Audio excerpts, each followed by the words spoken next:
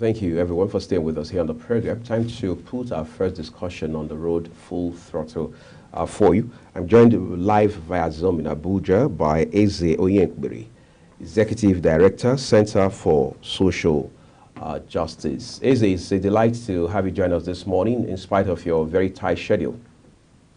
My pleasure.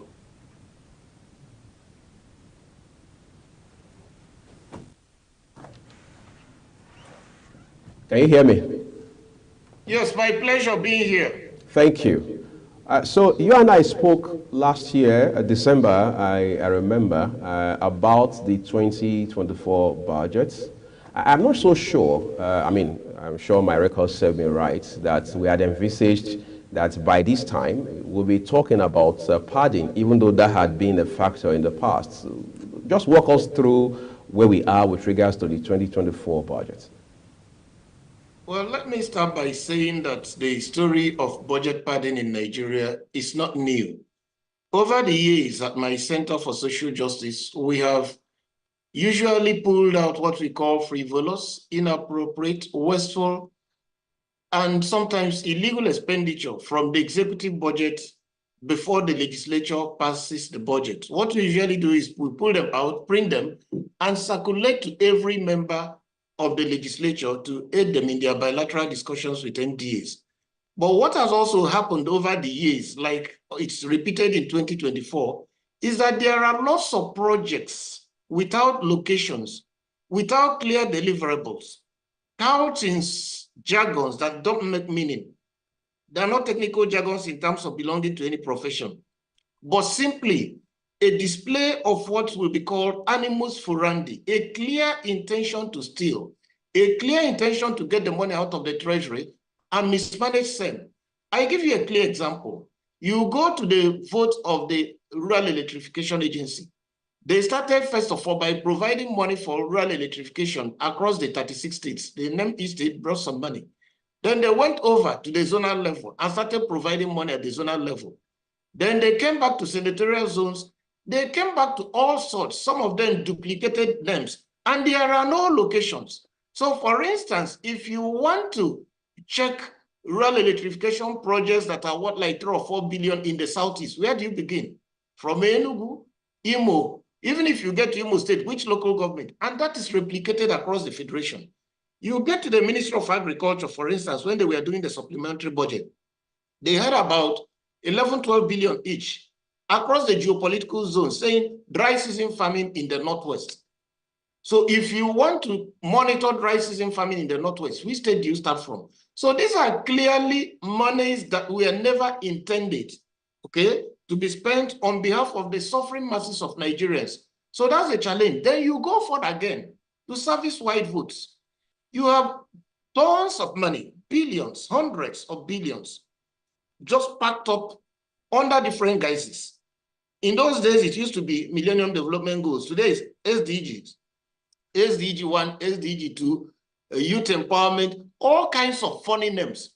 But nobody can show me where exactly these monies are invested year after year. So I'm not surprised by what Senator Ningi said. Even though his colleagues are trying to play the game because they are all involved. This is a game between the executive and the legislature.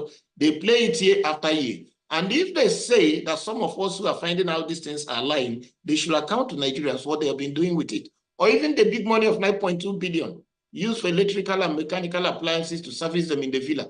What kind of electrical appliances are you servicing with 9.2 billion naira? After you've made provisions for them in the supplementary budget, people complain, you still come back. So in essence, Ning is not saying anything new. I know his colleagues will fight him because it's like has something like a pang of conscience, you know, among a cabal of people who are trying to hold others down. Sometimes one of them can have a pang of conscience and simply spill the beans of what they've been doing. So what he said is absolutely true. A frontline civil society figure in this country. We've seen yourself, your center, and several others across this country rail against these very anti-people practice, as I'd like to call it. But it doesn't appear we are making any progress with regards to cutting down this open, brazen corruption, have we? We are not making progress because the executive is interested in continuing it. The legislature is also interested in continuing it. And these are the two agencies charged with preparation of the budget and this approval. So I think that if the Senate is really serious to get to the root of this matter, they cannot be seen to be appointing a committee of their own when they seem to be participants criminals. They will benefit in such transaction. Let them appoint an independent panel of trustworthy, knowledgeable Nigerians who have integrity to go deep into the budget and present details and report back to them as well as to Nigerians so that we can begin to see how true or false Senator Ningi's statement. And unfortunately, the Nigerian people don't seem to care. If you pull out all these figures, maybe appear on your television, go to AIT channels, that's the end of it, write a few things. So those in positions of authority know that when you talk, you get tired. After 2 or 3 days or 1 week maximum, it's no longer news. They continue what they're doing. So it's a sense of impunity. And that's why you see them railing. And I dare them to say, could they open up the system so that some Nigerians like us can come and show them? If they want, I can come and show them where those facts are lying and what can be done with them. There are now questions, Eze, about why would Senator Ningi wait till March to open these kind of worms, what some people will now call some sort of Pandora's box. Does it matter at what time the revelation was made? Better than never. Okay, better said even in December than not said at all. So even if he had participated in sharing the pork all the while, and now he has a pang of conscience to say, oh, I don't want it anymore. It is in the interest of Nigerians. The only slant I don't like is the regional or ethnic dimension is giving it against the North or the South. The important thing is that it is against the Nigerian people. So since he's maintaining his stand that he knows, and I'm sure those things are there, I've seen them. So it is good. That's why I'm saying, let them not set up a committee of the Senate, because it's just like a paddy game. The boys will always meet and decide what they want to tell Nigerians. Let them set up an independent panel of trusted experts, knowledgeable people with integrity, and then let's see what the report will be. We have always been told that the legislature is supposed to be the checkmates, so to speak, of the executive. We haven't seen much of that happen. Talk to us as to what should be the best practice under ideal circumstances. The legislature is supposed to exercise oversight on behalf of the people. You see, a president is elected by the whole country. Legislators are elected by their constituencies. So that ideally they should be closer to the people and know what their people want. So they're supposed to exercise oversight over the allocation and management of public resources. Now, what has happened is a conspiracy. The executive have the agenda on how to manage or mismanage Nigeria's resources. And instead of the legislature trying to stop them, the legislature are trying to partake. Okay, they are looking at a way to take some share of what they should have stopped the executive from mismanaging. So in the process, they simply, pad the budget and take what is not ideally belonging to them. For instance, the executive proposal for the legislature in the last 2024 budget was about 190-something billion, less than 200 billion. But the legislators ended up awarding themselves 340-something. They also jacked up the money that should go to the NJC, the judiciary, so that it's like the three arms are sharing. In December, President Bola Ahmed Tinubu gave each legislator about 100 million to go to their constituents and do palliatives. They pocketed the money. So what storyline are we telling? So it's a gang up. People are participating, a cabal, are coming together to suppress the Nigerian people. There is nothing to pretend about. They have failed in the discharge of their constitutional duties, and that's why I'm suggesting if we must probe, let there be independent experts. My colleague, Queen Agaba, who is with me on the show this morning, would like to throw in a question or two as well. Okay. The presidential spokesman, Bayo Ononuga, has come out to refute the claim as presented by Senator Abdul Ningi that the budget, there's no way the Senate could have approved 25 trillion naira for, for that budget, and instead he said, you know, the presidency had proposed, has given to the National Assembly about 27.5 trillion naira for the budget, and that was what was approved. He gave, you know, a breakdown of, you know, what that budget was for. What storyline do we now believe? No, the president actually sent about 27 trillion budget to the National Assembly, and they ended up adding about 1 point something trillion to make it 28 point something. That's not even the point I'm making, whether what was approved was 27, 28, or 25. The point I'm making is that whatever is the overall figure, there are pork barrels, there are votes that go to no issue. Because if you are making a budget, you should present it in a way and manner it can be monitored by the citizen.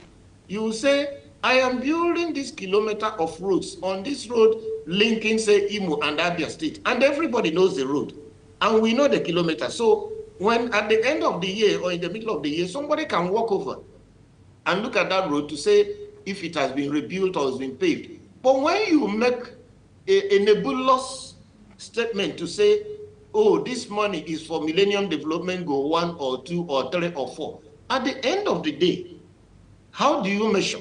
There is no location. There are no set of people who are beneficiaries you can ask.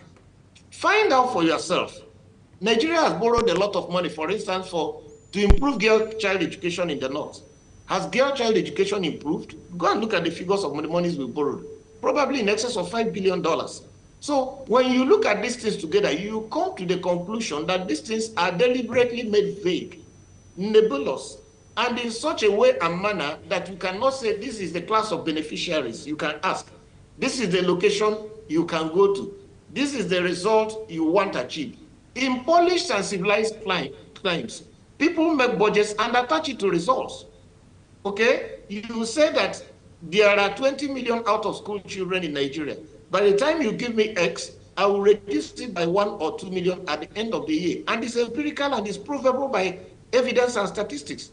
But here, agencies collect money with no results attached, with nothing, and spend it anyhow. So it's not a question of how much is the figure that was sent to the National Assembly or how much they approved, but I'm saying I can show you clear instances in the one that is already approved of votes that are not tied to deliverables, votes that are not tied to locations, votes that are not tied to any results at all. That's the challenge.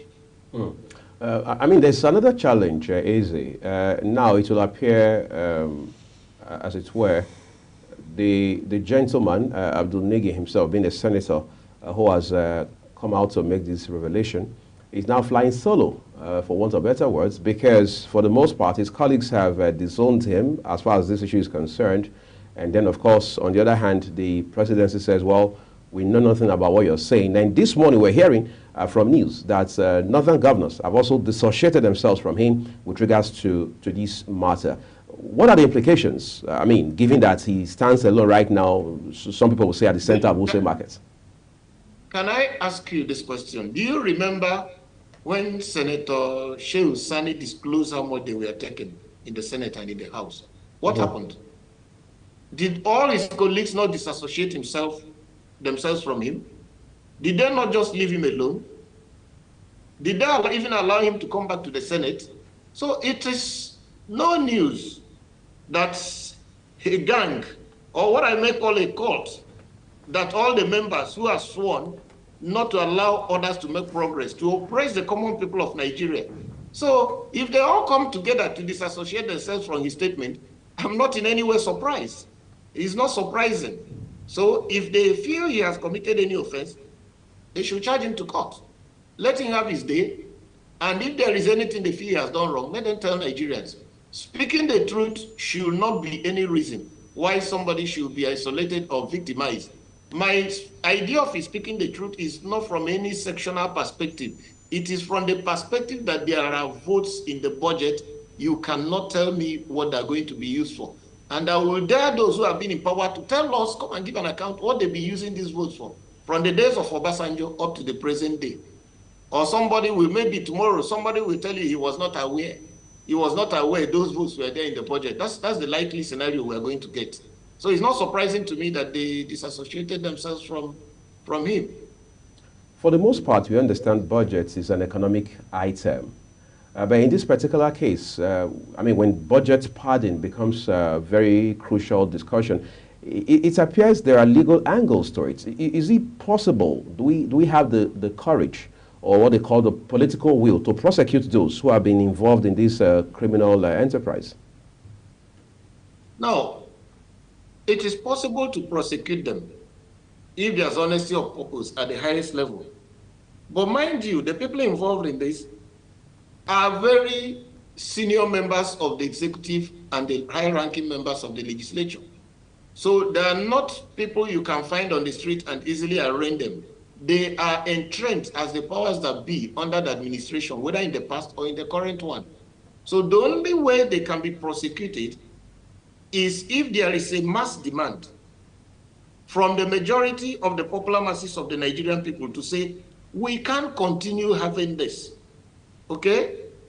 And then if that demand gets to shove, then the Attorney General or the Minister or the President can now decide to do his investigations and then get the people prosecuted. But if there is no demand from below, it's a paddy game. You just bring out money, share with your colleagues, they'll take some, you take some, they're supposed to control you, exercise oversight over you. But since you already compromised them, they can no longer exercise it. So it is doable, but only when you have a government that has the heart of the people, the interest of the people at heart. Otherwise, I don't see anything that anybody can do because everybody's in the denial mood. Those who should investigate are denying. Those who should prosecute are denying. Those who are beneficiaries are also denying. So who is going to do it? It's a conspiracy. Let's talk about citizens' role in all of this. How do we ensure, in light of this madness we've come to see with regards to budgeting, budgetary process, that Nigerians, as part of their civic responsibility, are able to follow the money, as they say, right from when the president presents the budget to the point where it is passed and then signed into law and all through the implementation process. Does it look like we're ready for that as Nigerians? Not really, because votes have consequences. These are issues that should have been on top of the front burner at the time of elections. These were issues that Nigerians should have put direct and concrete questions to the candidate to say, what is your agenda? How do you want to make the budgeting process more transparent? How do you want to infuse more value for money? How do you want us to treat the challenges related to health, education, water, and roads? But Nigerians left those questions when it was election time, and we are busy pandering to ethnicity, religion, and frivolities, even to the extent that when some people were presented as being more noble in character, some Nigerians had the effrontery to say they don't want a cent. So what is happening is a consequence of our votes. Votes have consequences. And then the people we choose to lead us, whether at the senatorial level, House of Reps, or presidential level, this is the quality, this is the character. This is what they have on offer. And they are not young men and women, so you can't change them. Most of them, the only way you can deal with them is to, you either change them in terms of shoving them aside out of office. You cannot, otherwise you break them because they cannot change. This is something they've been doing for so many years and they've seen it as a way of life. And evidently people have been voting them in, promoting them. So that means we are quiescing, or we are more or less saying we are happy with what they're doing and returning them from one position to the other. So for now, there's not much that can be done unless there is a push from below. The citizens have that right to demand proper governance, to demand value for money, especially now things are extremely hard. Especially now people are finding it difficult to feed themselves or even pay their children's school fees or pay medical bills. So if we are not angry enough to demand for transparency and accountability now, I don't know when we're going to be able to do it. Northern senators, for the most part, are primarily accusing the Senate President, Godswill Akpabio, who had been their colleague previously, all right, of being the spearhead, of being the one who has padded, the budget with these items. If there's anything to go by, does it sort of, is it reminiscent of some off-the-mic moments like we have seen a few years ago? Well, I hope that the senators, if they're resuming today or whenever they resume, will debate this issue in public. They shouldn't go into an executive session. There's no question of anybody offing any mic, offing any light, or offing anything at all. The televisions should be there, let them debate it, and let everybody say those things publicly so that we can all make up our minds and judge who is right, who is wrong, and also draw the necessary lessons that will be there for the next budgeting cycle. And that's why some of us keep saying, budget should not be left to the executive and legislature alone. They always claim there is something technical. Oh, common people don't understand. There is nothing technical about spending other people's money. Absolutely nothing technical. Budget should be tied to high-level policy instruments and deliverables. Budget should be tied to international human rights treaties that Nigerians have signed. Budget should be tied to improvement of the lives of women, children, the people who are differently able or disabled, and improving the lives of the common man and woman, and not simply buying new SUVs for legislators or buying new SUV for judges, or all kinds of bogus salaries. On the other day, I saw a colleague on television that these gentlemen in the National Assembly are picking up about 25 million a month. Okay, how they do that, I don't know. Because at the end of the day, if they ask them for their salary, they will bring a pay slip of maybe 700-800, not up to £1 million naira. But they've been, Senator Shehu Sani said what they were earning before. And another person have come forward to say that they have doubled it. It's all these monies they hide in their budgets under different names that don't make meaning, for which they can't justify. That's the monies they bring out and share. So we have to tell ourselves the truth. The days are gone, okay, when you be looking at people and be fearing them. I don't need to sound politically correct. What they're doing is authority stealing. They are using the instrument of the law to steal, because their approved income is that which is approved by the Revenue Mobilization, Allocation, and Fiscal Commission, which they sign off on. Any other thing they get beyond that thing is stealing. Stealing. Okay? Whether you quote it that you budget money for yourself or not, what you're doing is illegal. And illegal, taking what does not belong to you, is stealing and nothing short of it. Just two more questions before we draw the curtains on this one. This whole conversation around this accusation of budget padding has assumed some ethnic and regional dimension. I mean, there are those colorations around it right now. Does that say it has died a natural death or dead on arrival? That's why I'm saying what I don't like about the allegation is the ethnic or the regional angle. Because the budget, to my knowledge, was padded across all ethnic, religions, all our fault lines. I've told you about the Rural Electrification Agency, what they did. It was across the Federation. What the Minister of Agriculture did in their supplementary budget about dry season farming was across the Federation. What is done in the presidency is looking at the whole Federation. So it can't die. We shouldn't allow it die a natural death because of these cleavages of north, south, east, west. No. It doesn't make sense. So I enjoin those who claim to be our representatives in the Senate to please do the right thing, debate this in public. Whoever has evidence in terms of whether it's even there's a cleavage, let him bring it forward, and let the ultimate decision be made by Nigerians themselves and not behind any closed doors. On a final note, just recently, we have now seen some legislators come out to propose a unicameral legislature. Others have come to say, let's consider parliamentary system of government. Will these options save Nigeria these hassles and nightmares? A unicameral legislature should be ideal for Nigeria because we don't have the resources to pay for the greed, particularly the greed of this high number of legislators. But the unfortunate thing is that we are asking the legislators who are beneficiaries to vote themselves out of office. Yes, a few of them with conscience could propose it, but I want to be pleasantly surprised by legislators to vote to say, I don't, because if you cut it down, it's indirectly saying that 50% or 60% of them, or say, let's say even if it's 30 or 40%, are voting not to come back to the National Assembly, which they have made a job of, from which they are earning huge amounts of money. So in essence, it's a very beautiful idea, but I don't see them doing it. For the parliamentary system, well, there's this nostalgia about what happened in the First Republic. I didn't quite experience it to know whether it is the best or not. But it appears it will also help to cut down the cost of governance because ministers are going to come from the legislature. You may not have so much bloated up of the presidential apparatus. And it appears the presidential system is very costly and it's like it concentrates powers in the hands of a single individual who runs with his whims and caprices and fancy to appoint as many aides as possible. You know, when they were discussing that they're going to implement a Rossenia committee report, I was laughing. Why should the president not start by cutting down the number of his cabinet, his ministers, his aides, the convoy in his, the cars in his convoy? And when we see him doing this, we see he's serious. Then you can now go and start saying, oh, merge agencies A and B.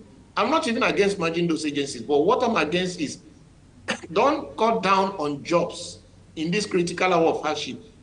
Don't tell any poor, low-level officer who is earning 150, 200,000, get him out of job simply because you claim you want to save costs. When those that are driving 15 SUVs in their convoy at the same time will continue to drive it, that will be most unfair. It's against the principles of social justice, and there must be a pact with the Nigerian people of what you have to do with whatever cost you save in the long run, even if you have to implement those reforms. Thank you. Okay, just lastly, we see the need to cut the cost of governance, and then we're seeing budget padding and all that coming from the presidency and then the National Assembly. How best can we hold the government responsible, you know, for a clear and transparent budget practices? That's part of what we are doing now. Like the media, you are discussing it. I hope it will be thoroughly canvassed across all the media organizations. I also hope organized labor could also include it in the agenda for negotiations with government. And for civil society organizations, they shouldn't get tired of talking and mobilizing. And most importantly, the best way to hold a government accountable is that when a government fails during the elections, you vote them out and try another. Don't let anybody in 3, 4 years now tell you 4+4. If you fail, you move away. You shouldn't be given a second opportunity. We saw the former president when it was 2019, it was clear the government was failing. You saw him and his party, including the current president, doing 4+4. And we gave him 4+4, only for people like Akpabio, who is current Senate president, who was a minister under that regime, now to pretend and was part of the senators that approved the 27, 23, and then 7 trillion. Now to pretend he's setting up a committee. Why did we allow him to get there in the first place? It's a cruel joke. So the best way to introduce transparency, value for money, reduce hardship, is that whoever has imposed hardship on the popular masses, whoever has misruled and abused the opportunity given to him, at the next election he should wait while somebody else goes. We continue until we get the right person. I would like to say a very big thank you to you this morning, Eze Yekberi, who is the Executive Director, Center for Social Justice, for jumping on this conversation this morning. My pleasure. Thank you. All right, we're going to take a quick break now. We have 2 more items on the show this morning. Our second guest will join us in a few minutes to discuss power sector-related issues, and then we're going to tie up today's edition of the program with newspaper review with Queen and I for you to stay with us, everyone.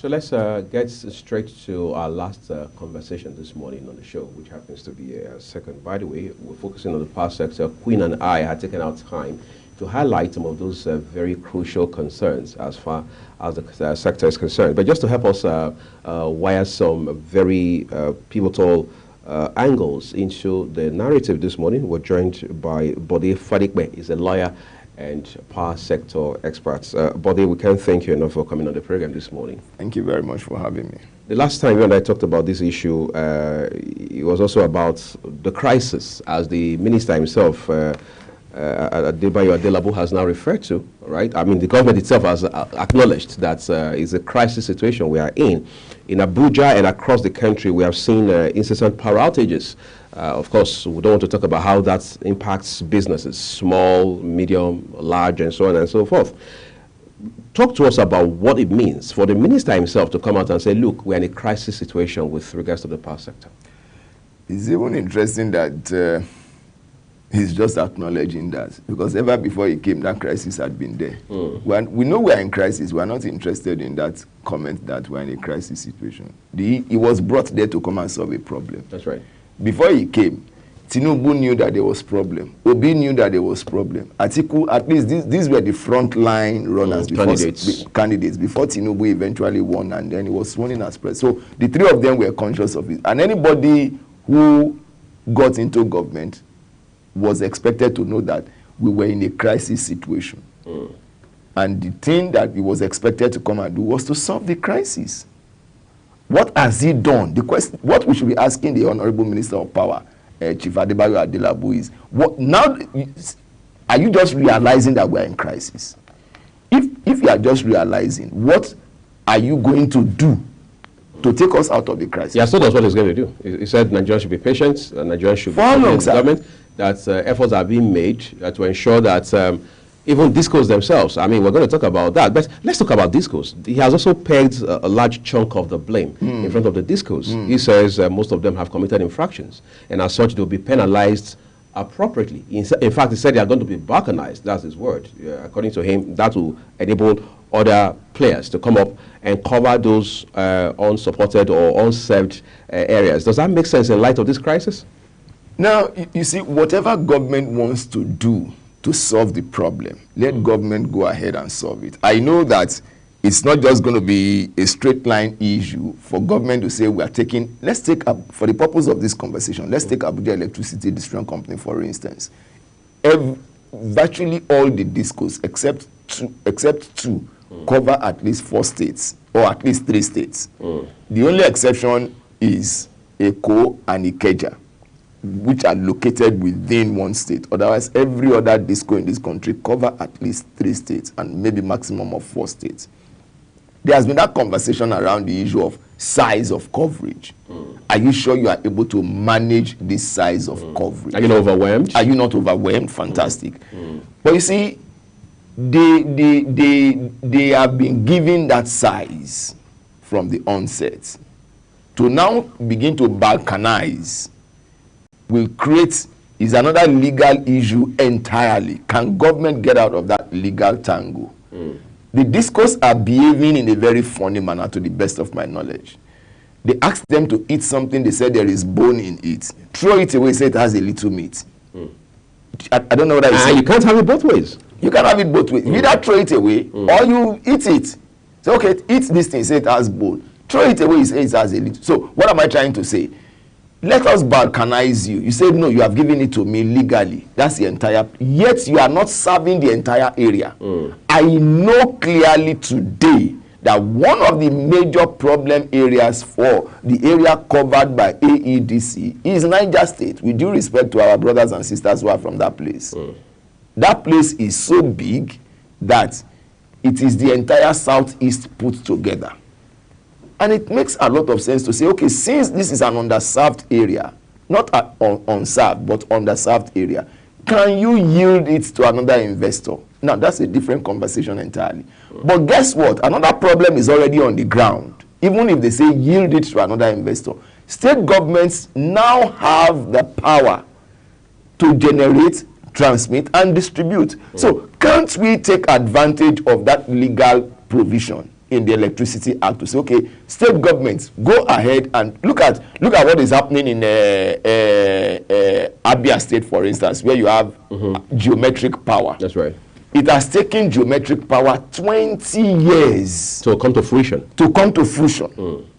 That is a private investor pursuing his investment from all angles of financial opportunities. Yet it took them 20 years. Government policy, financial inhibition, and every other thing along with it. How long will it take a lackadaisical state government to do it? It will take it forever. I mean, look at the federal government, for instance. For 10 years, we have not sung a new song in the power sector. We have not. So let Mr. Minister not tell us that there is that is aware that there is crisis. No, we are aware that there is crisis. As a matter of fact, it was crisis that brought us to privatization. But what have we done?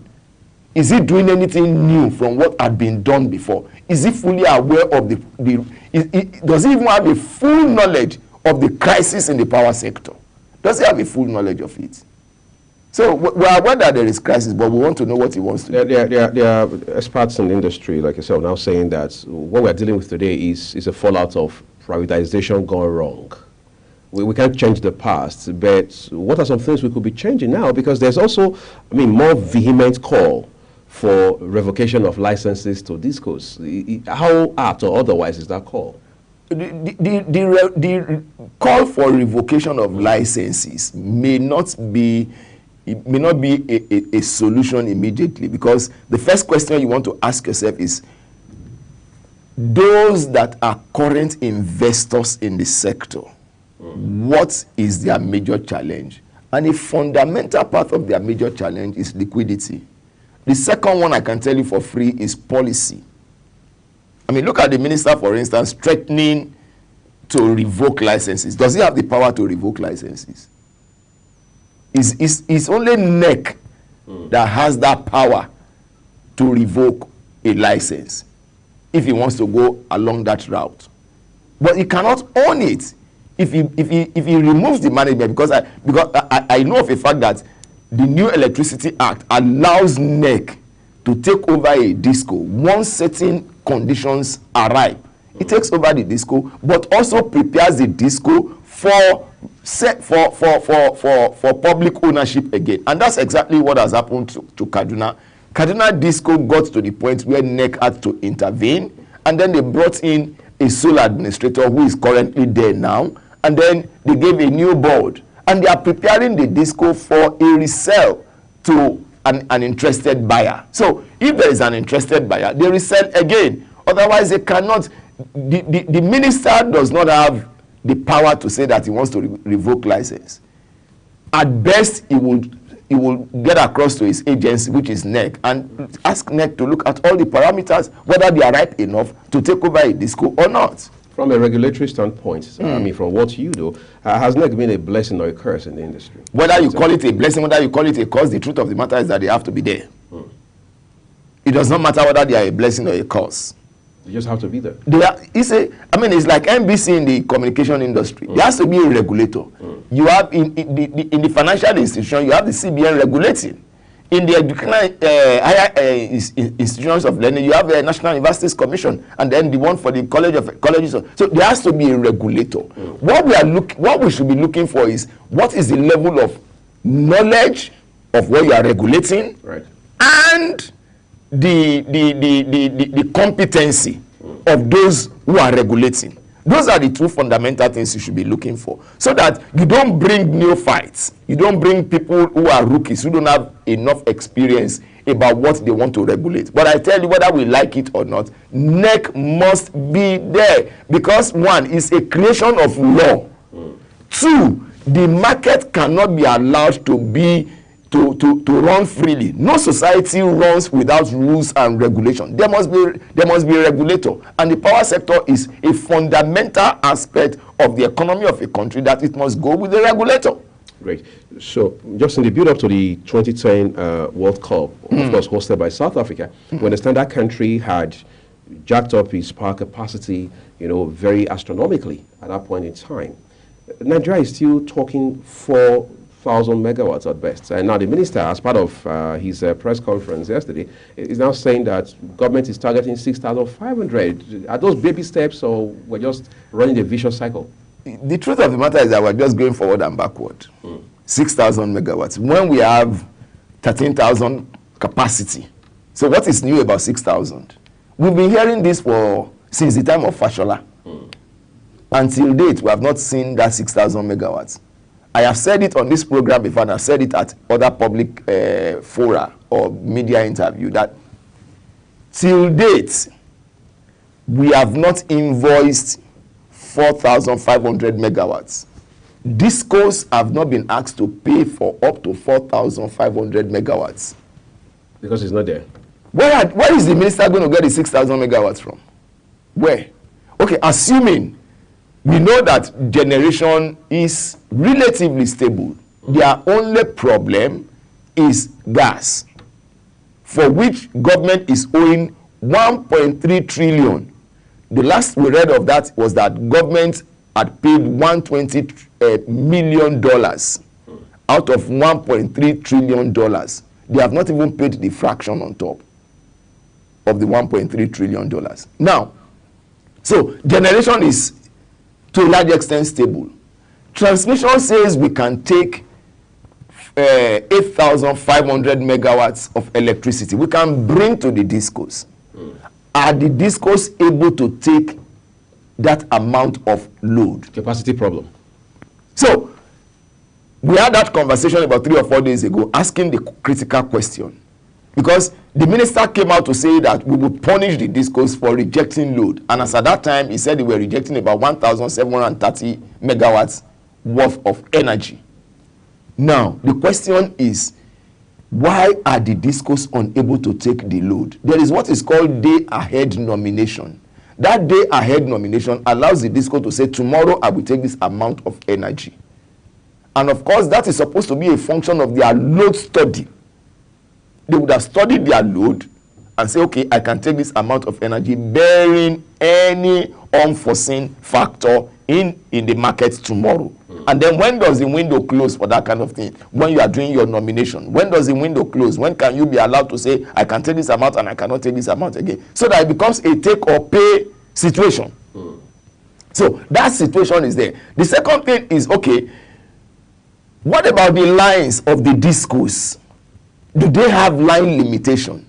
If your line is supposed to take this amount of energy, XYZ for instance, and the capacity is not there to take it, maybe because you have reduced the capacity, because ordinarily their lines, maybe for 11 kV lines, should be about at least, maybe about, let's say 75 meters or something like that. And then you have reduced it, you have unstranded it, and you have come to less than that. It means you cannot take the entire quantity of electricity that is coming into that line, or maybe your 33 kV line, maybe 150 mm. It means your lines cannot, so you have line limitation. What about your transformers? If you're supposed to have 15 MVA transformer somewhere, or you're supposed to have 45 MVA, or you're supposed to have 150, do you have up to that? Are you not doing load shedding in the process? So all of these factors, for one question I have always asked, and one challenge I have always thrown at the discourse is, give us the inventory of your investment. Let's not even go to 10 years. Let's say, okay, 5 years. Okay, let's not even go to 5 years. Maybe that record will be too much. Let's go to the last 24 months.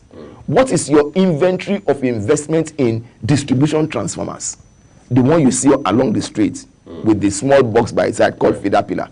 What is your inventory of power transformers? How many power transformers have you bought? How many do you have in store so that if anyone fails, you can replace automatically? How many do you have in store? Do you have 2, 3, 4, 5? Because if you buy too many, that is, money tied down on its own. Okay? But how many do you? Ordinarily, one will expect that each disco will have about 5 power transformers of different capacities. What is your investment in that area? What is your investment on consumables? Insulators, cables,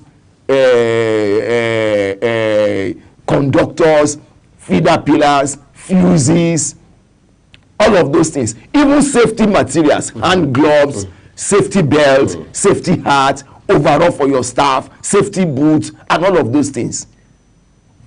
What is your inventory on all of these things? Because these are highly consumable things, especially in a volatile electricity market as we have it in this country, right, where materials get burnt almost easily. I mean, look at what happened in Kano State about 2 days ago, where a station was burnt almost to ground zero. Do you have replacement material for it? Because eventually you will have to replace. We know that it is wrong and nobody is supporting that kind of nonsense that has happened. But if you have to replace, do you have the replacement material for it now? So these are fundamentals that we need to deal with. There is nothing to show that we have taken adequate step to deal with them substantially. Metering is a big problem. Yes. Yes. We've seen the economics and the politics of metering. Why are we still running the circles with regards to metering? Because private interests seem to have overwhelmed national interests. And you see, whatever you are seeing in the power sector today, and I've said it over and over again, is the miniature Nigeria. Nigeria at the macro level, power sector at the micro level. What is ruining the power sector till date is personal interest. Nothing else. Nothing else. Nothing else. It's just the selfish interest of people that know. I mean, because you ask yourself, why would it be so difficult for us to get metering right till date? There is what is called the Presidential Metering Initiative. What has happened to that initiative? What happened to National Mass Metering Program, NMMP? Ground Zero. There was a MAPI, MAPI or something? No, just MAP, Meter Asset Provider. What has happened to that one? We came from CAPME, tracing the history of metering shortly before privatization till date. We've had different policies on meter alone. Why can't we do something different and say, okay, people have advocated for a situation where you can just walk across the street or go to a supermarket and then pick up your meter. And our argument has always been that, look, the SIM card is to, the meter is to the power sector what the SIM card is to the telcos. Okay? But the argument itself is not sufficient. Because what you just need to do is to make sure that if meter becomes so easy to pick up, then your back end must be solid to identify and disconnect any meter that is not suitable for your network. What are we talking about? You and I cannot load one SIM card, one recharge card on 2 SIM cards. Right. It's not possible. In the same vein, let anybody go and pick his meter from anywhere. The most important thing is that you make sure that importers or producers of meters, assuming that we are producing meters here or we are importing meters, they bring to specification. So when they bring it to specification, we would have studied our network. We know what our network can take. When they bring those meters, the discos, who are the last line of the value chain, would have configured their software to be able to recognize the meters that they want for their market. And once they give you where to go and get your meter, you get your meter, they connect to their system. If it recognizes it, fine. If it does not recognize it, it's your business. You go and get another meter. You are the one that is losing money as an end user, okay? Not that the discos themselves will now carry that body. By the time you run that system for about 6 months, 1 year, there will be compliance because customers will not want to waste money. And if I buy meter from you and you tell me that this meter meets the specification of the disco and it does not meet it, I will go to court because there is a breach. I will go to court.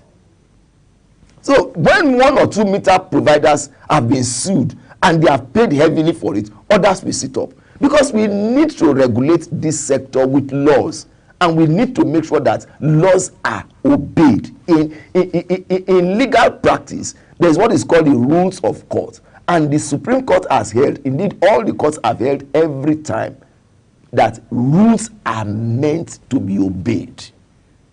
That's the essence of rules. Yes, technicalities aside, but rules are meant to be obeyed.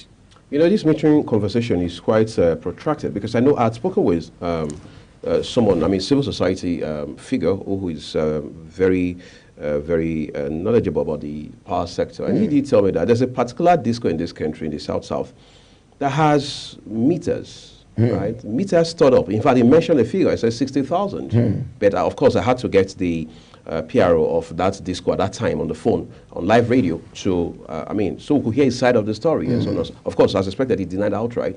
All right. But the question now is not about whether or not you have meters available. It is the question of, can we not produce meters locally? That's number one. Number two is, people have talked about cabal in the power sector, like they talk about cabal in banking, in telecoms, and everywhere else. How do we break the back of this cabal and get moving with regards to the power sector? There will always be cabals. If what you mean by cabal is some people trying to control a particular market. To the detriment of Nigerians. You see, in commercial practice or in business activities, there will always be that struggle. And after some time, you will find some market leaders being able to control the market. And as they become controllers, they consolidate their position, and to the detriment of others. Okay? Today in this country, we can say for sure that there are some producers or market leaders in the building industry in terms of cement, and we know them. Okay?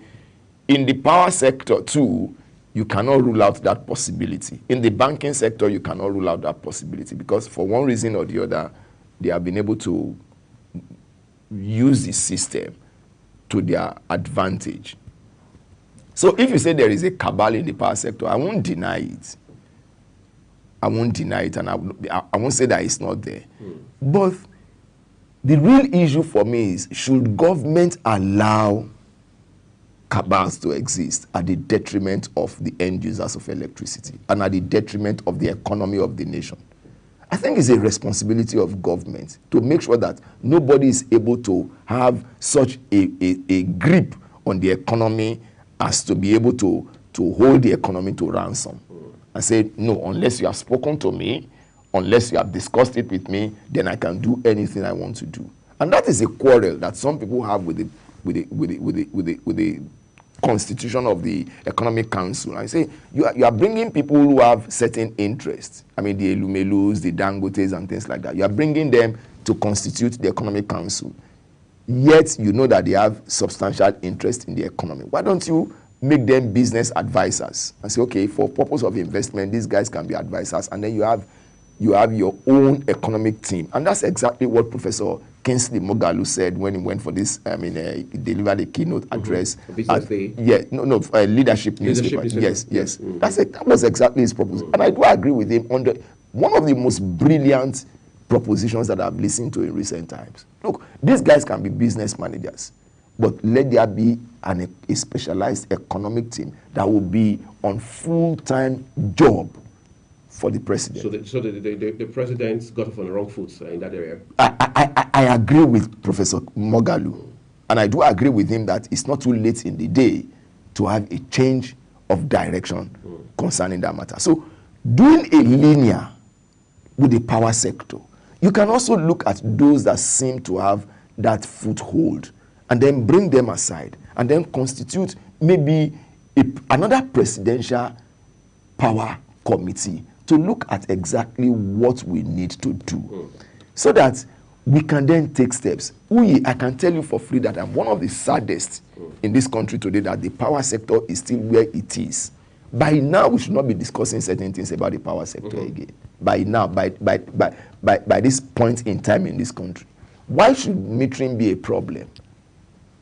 If we have done the right thing, why should availability? We know that we are susceptible to climatic conditions. During this time of the year, there is always problem with the hydro stations. Why do we need to wait until the problem becomes so obvious before we start running around issuing press releases? We will do this, we will do this, we will do this, as the current minister is doing.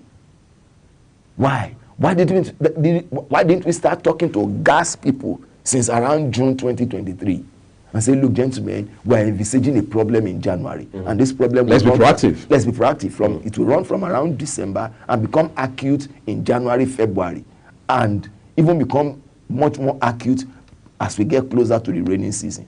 So what do we do? What are we owing you? What can we pay? What is the tolerance level? These are things I thought we should be doing instead of all of this running around in circles and jumping in one spot. Up until now, people are still saying, well, we have always made a mistake or made several mistakes with regards to this power sector problem. They say, imagine the Obasanjo administration spending what some people now peg at $16 billion. Yes. The independent power projects that, for the most part, didn't see the light of day. And he hasn't been held accountable. Last time he was asked about it, he said, well, he has already talked about that in his book. Anybody who's interested in that subject should go read his book.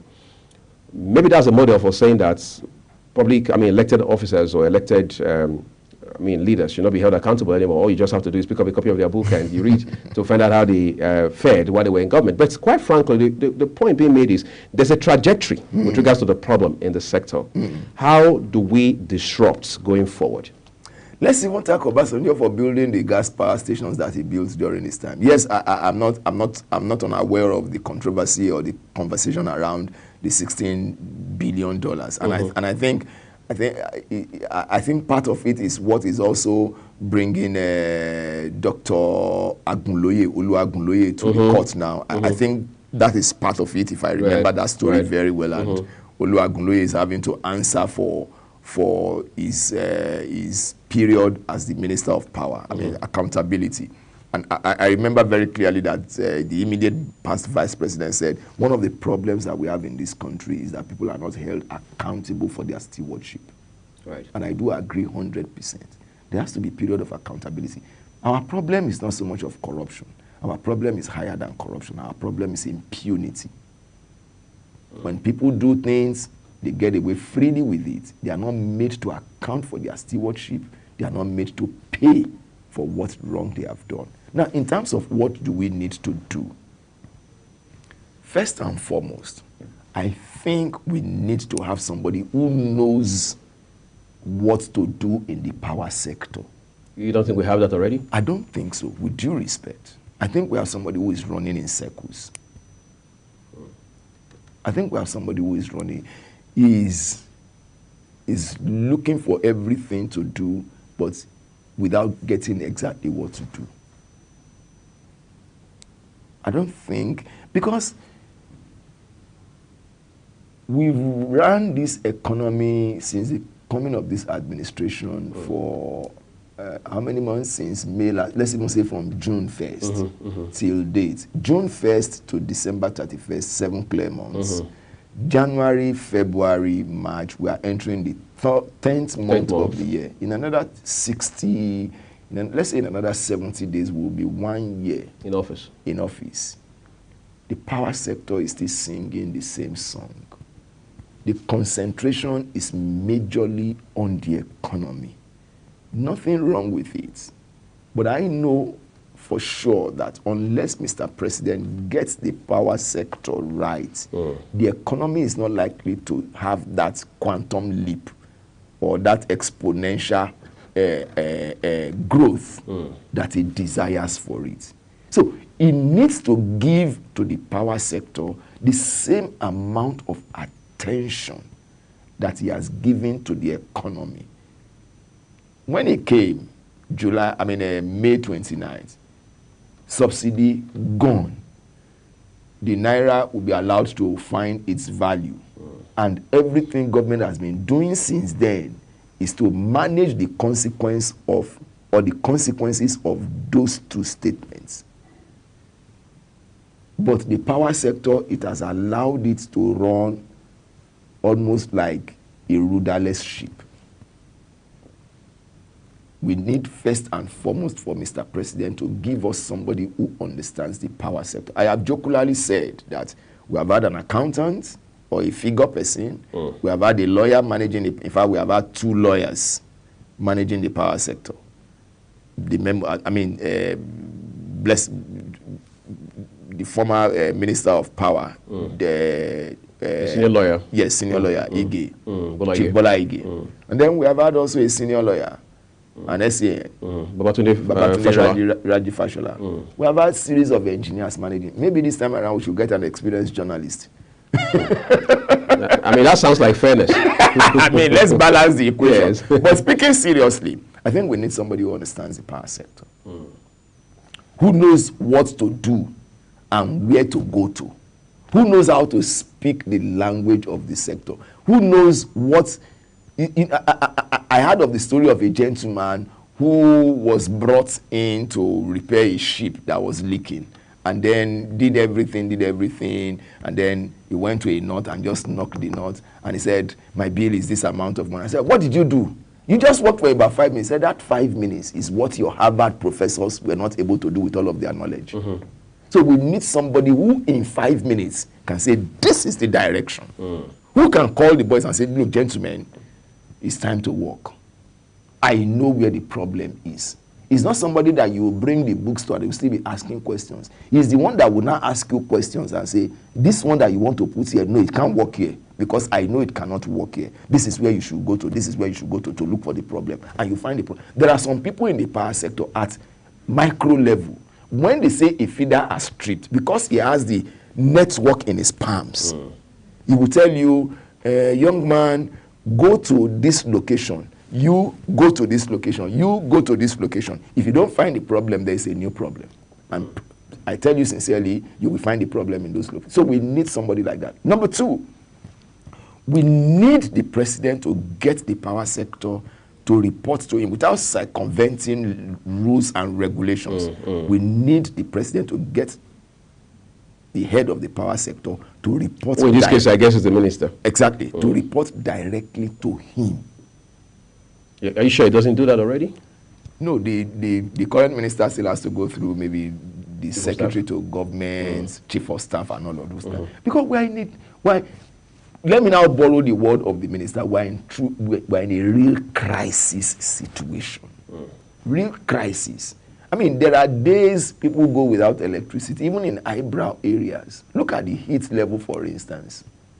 And we still have, and there is nothing to show that we are getting out of the woods anytime soon. So that's number 2. Number 3, we need to look at all the policies that we have made and say, okay, where are the problems? Where are the problems? Where are the problems? Can we even harmonize the policies and be sure that they don't antagonize themselves? They speak to themselves. They are able to isolate problems and provide solutions to those problems. For instance, why has vandalism continued to dog the footsteps of transmission? What exactly is the problem? Is it as a result of insurgency in the northeast, or there is a different problem? When the Birnin Kebbi station was burnt, almost immediately the minister came in. The minister said, we will investigate. What is the outcome of that investigation? Have they not finished the investigation till now? If they have not finished the investigation, what is left? If they have finished the investigation, who has been identified as the perpetrator of that evil on the country? Now look at the one that has happened in Kano. Look at the vandalizing of a Katampe, Gwagwalada line that happened about 3 or 4 days ago that Transmission just issued a statement for. What exactly is happening? Transmission is saying we suspect sabotage. It's not enough to suspect. Get the security people to run around this system and see exactly what the problem is. Because we cannot continue like this. I'd like to say a big thank you to you, Bode Fadik, a lawyer and power sector expert, for coming to share these valuable insights with us on the program this morning. We're taking a quick break, everyone. When we come, we'll put the icing on the cake, and that will be paper review for you. Do stay with us.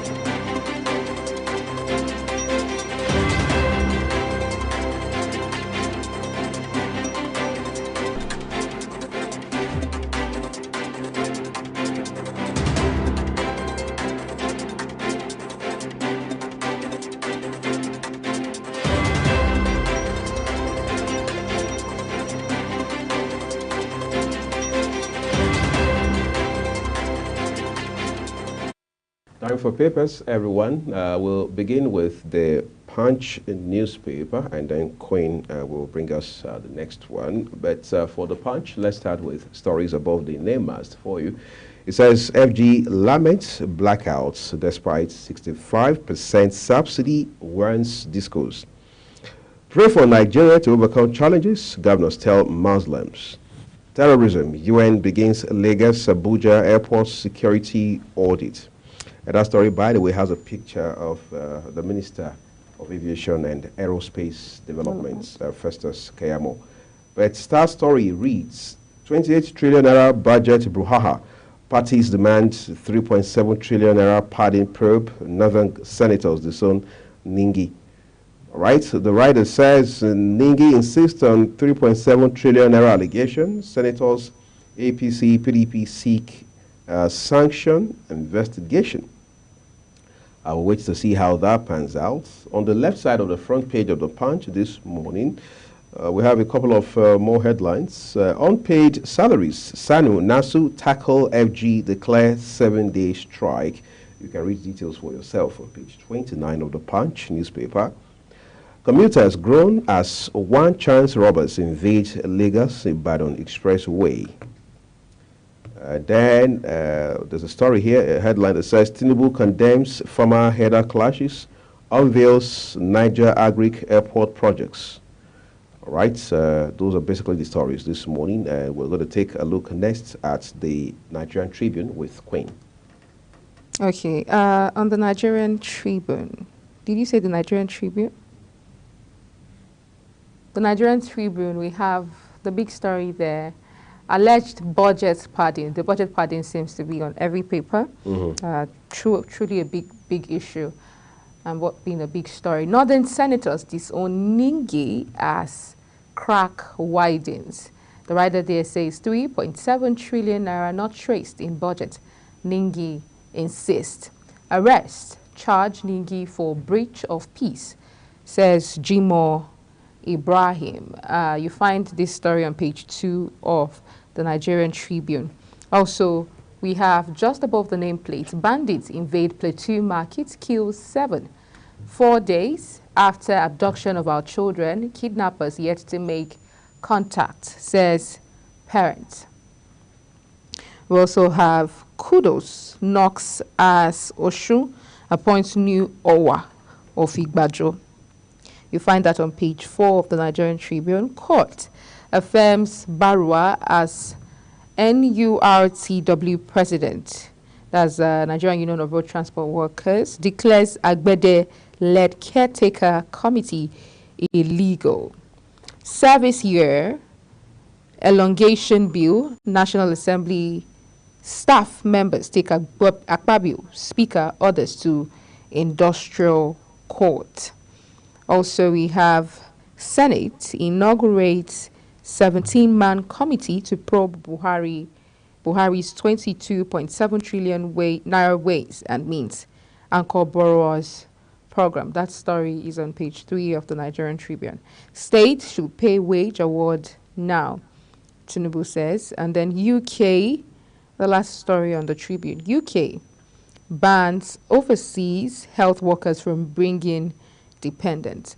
That's all for the Nigerian Tribune. Our next paper would be the Vanguard, which will you be bringing to us? Yes, the Vanguard. Let's begin with the big story. That, by the way, is accompanied by at least 4 riders. Sub-regional forces working to destabilize Nigeria. That's presidency. The first rider says, go after sponsors of terror. Afenifere charges Tinubu. ECOWAS experts move against terror financing, money laundering. I hid in a shrub like a snake to escape abductors. Kuriga students.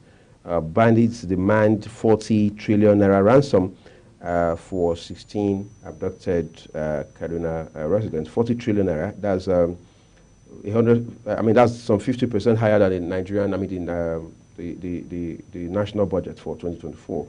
Okay, but let's take a look at other headlines this morning above the name mast. Energy crisis, FG orders NERC to revoke licenses of non-performing discos. Edo Guba, stakeholders seek urgent resolution of Obasaki Shaibu feud. Ramadan, Abbas, governors, Obi, others urge unity prayers for Nigeria. Okay, then of course you have the usual Mr. and Mrs. Cartoon there. We have one more paper to go, by the way.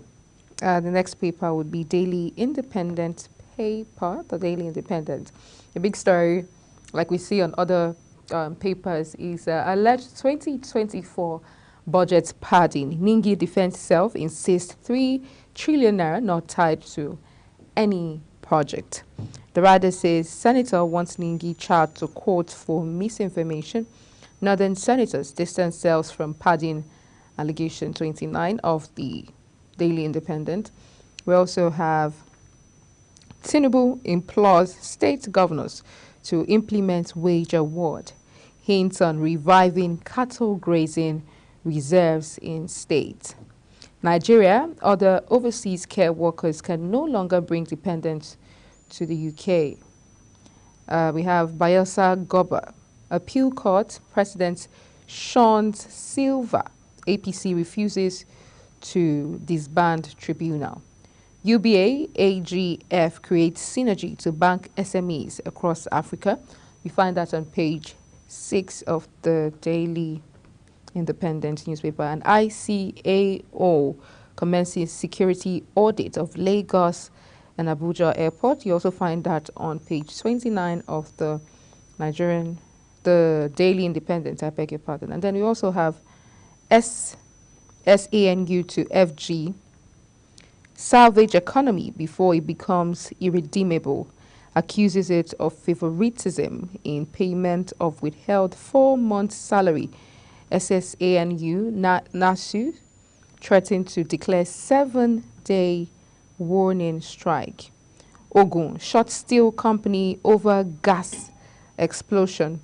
That story is on page 6 of the Daily Independent. Also, just above the nameplate, we have consumers worried Ramadan fast may worsen rising food prices. Senate inaugurates committee to probe Buhari's 30 trillion naira ways and means. That's all we have on the Daily Independent. Yeah, and I think this brings us to the close of our newspaper review this morning, and that's all. This is where we draw the curtain on the program. Keep it a day with us tomorrow, where we'll be having Jumai and Anthony walk you through our flagship program. Many thanks for joining us, and from my colleague and I, have a beautiful day ahead.